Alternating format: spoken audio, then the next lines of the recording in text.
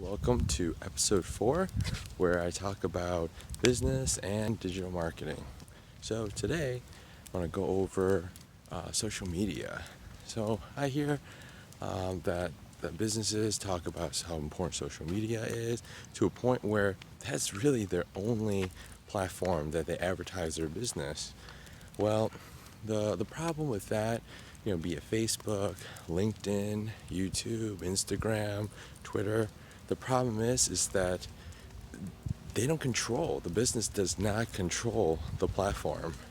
So, what happens when they make an algorithm change, or what happens when they decided that this is not needed anymore? No more Facebook pages, for example, or they're changing how it works and how it functions.